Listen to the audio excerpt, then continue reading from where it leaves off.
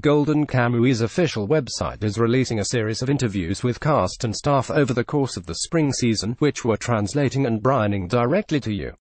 They started things off with the character designer, Kenichi Onuki, which we put up last week, and this week we bring you the animal designer, Ryo Sumiyoshi, who is working on Golden Kamuy as his anime debut. This is your first time working on an anime. Tell us how you got involved with the project. Someone on the Golden Kamuy staff was a long-time fan, and asked me if I'd like to do the animal designs for this project.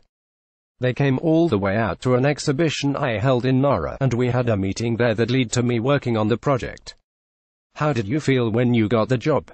I like animals, and living creatures are all I've ever drawn. I'm glad that they appreciated my work and gave me a chance to draw the things I love and share them with the world. It was a chance to put the design experience I had from an old company I'd worked at to use, so I was very excited to get the offer. Tell us how you felt when you read the manga. I was impressed by Mr. Noda's passion for mixing the abnormal with the normal everyday life in order to make an interesting story. He researched the culture and daily life of the Ainu and of the period to a level that was almost creepy.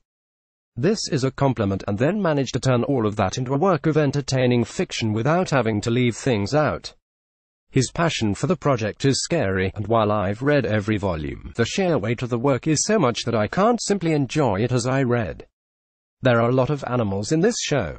How much of that is your work? I was really excited to get the chance to draw animals being dressed and skinned. But sadly, someone else is in charge of that. I handled all the other major animals in the story, though. Mammals, birds, fish, they put me in charge of almost all of that. It was a lot of fun. Tell us what animal you started with first.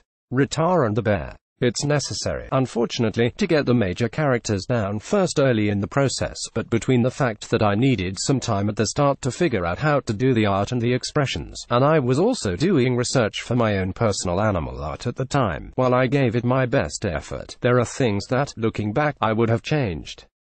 After that design work was done, I was able to do keyframes for the ending credits, where I did my best to fix those problems. I hope you'll look forward to seeing that. What kind of things were of particular importance to you when doing the design work was done? In Golden Kamuy, where the animals are and what they're doing is very important.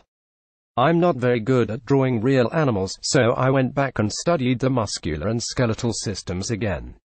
When I'm drawing my own work, I can hide the parts that I don't understand or am uncertain about from the viewer, but this time, I couldn't get away with that. So I tried my best to keep my own style out of the way, rather than let it interfere with the art. You can't just draw the animals as they are, but at the same time you can't just deform them like you'd in a normal anime or manga. You need to figure out how the animals that Asapa and Sugimoto saw seemed to them at the time, and bring that to life in an anime.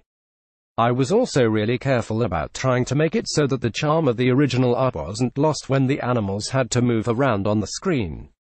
It was very difficult, but a lot of fun. When a retake came in from Mr. Noda, I was very excited, and I learned a lot. What were some difficult parts? Herring. It was especially hard to find reference material. It's not that bad with famous animals, but when I needed to find a head-on shot of a herring, I couldn't do it. There just didn't seem to be any reference. I bought encyclopedias of bluefish and cooking books, but most of them only had shots from the side, none from the front, diagonal, or above.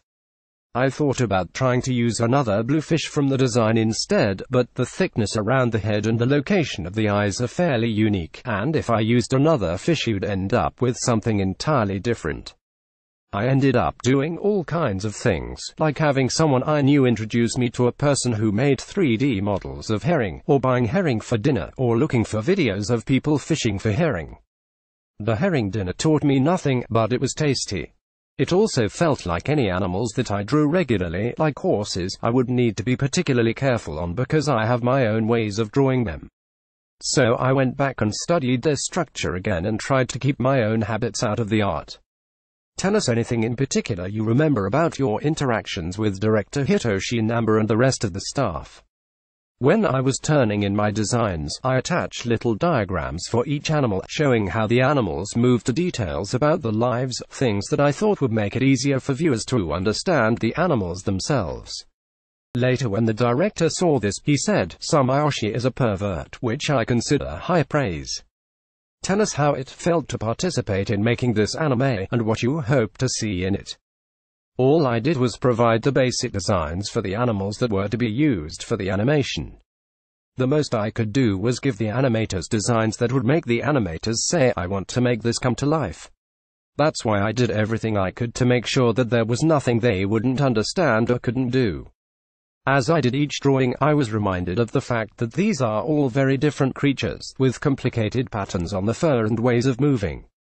Many times when I would be saying to myself, "They're going to animate this stuff, and they expect to survive," I would get another order that would make me go, "Why, you need this too."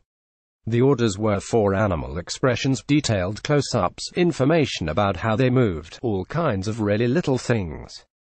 I could really feel the intensity of the staff's passion for bringing these creatures to life. Honestly, I'm looking forward to seeing the end result. Peter Fabian is an associate features editor for Crunchyroll, author of monthly Mangaka Spotlight, writer for Anime Academy, and contributor at Anime Feminist. You can follow him on Twitter at Peter Fabian.